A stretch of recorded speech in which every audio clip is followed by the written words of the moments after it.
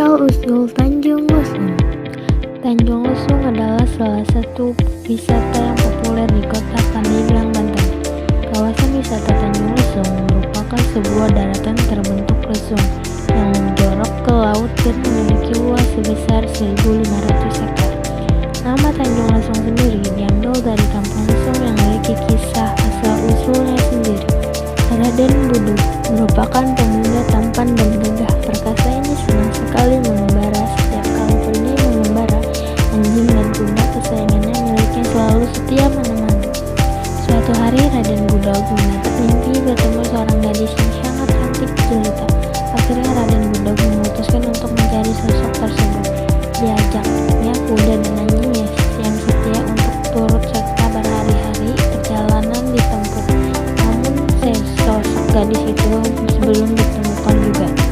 Raden Budug, kuda dan anjing mulai kelelahan. Akhirnya mereka memutuskan untuk beristirahat sejenak. Raden Budug mulai melanjutkan perjalanan menuju pantai Cawar. Sampai di pantai itu, Raden Budug tergoda untuk berenang dan menceburkan diri. Setelah selesai berenang, terjadi hal yang aneh. Kuda dan anjingnya yang semua menurut tiba-tiba tak bergeming karena kelelahan. Karena Raden Budug mengancam akan meninggalkan kedua hewan yang diam bagai batu karang. Setiap Raden Budug menjadi kenyataan, dan kedua hewan peliharaan yang berubah menjadi batu karang. Akhirnya mau tak mau Raden Budug harus melanjutkan perjalanan seorang diri. Perjalanan jauh ia lewati sambil menahan lelah, menembus hujan dan badai, sampai akhirnya Raden Budug sampai di sungai yang tengah banjir besar. Raden Budug memiliki beristirahat sejenak sambil menikmati sekitarnya. Sayup-sayup terdengar suara permainan lesung yang merdu di kejauhan. Ternyata di seberang ada sebuah desa yang jadi tujuan perjalanan panjang. Di desa itu ada kebiasaan menabuh lesung, disebut menggandong lesung. Itu ditabuh dengan bodoh kecuali pada hari Jumat karena merupakan hari keramat yang dipasangkan lesung. Ditabuh oleh 4 gadis menawan. Salah satu gadis bernama Sri Pohaci muncul dalam mimpi Raden Budug. Merupakan Raden Budug ini menginap di rumah Nyai Siti. Namun tak mendapat izin, Raden Budug akhirnya beristirahat di balai bambu tak jauh dari rumah Nyai Siti. Diam-diam Sri Pohaci jatuh hati pada Raden Budug. Pada demi hari keduanya semakin dekat dan akhirnya bersepakat untuk menikah.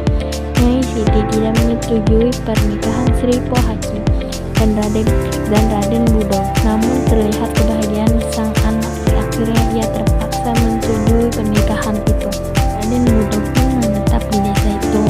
Sementara Sri Pohaci masih kerap bermain lesung bersama para gadis desa. Raden Budug sangat suka mendengar dan akhirnya ikut belajar. Namun Raden Budug kerap bermain lesung hingga lupa waktu. Ia pun melanggar pantangan bermain lesung pada hari Jumat walaupun telah diberi peringatan. Ia malah bermain lesung dengan gembira sambil melompat-lompat. Tanpa disadari karena melanggar pantangan, maka rupa gagah dan tampan Raden Budug perlahan berubah menjadi seekor lutung. Warga desa pun tertawa melihat seekor lutung bermain lesung di desanya. Kabar itu disampai di telinga Sri Pohaci yang kemudian sadar bahwa lutung itu adalah suaminya.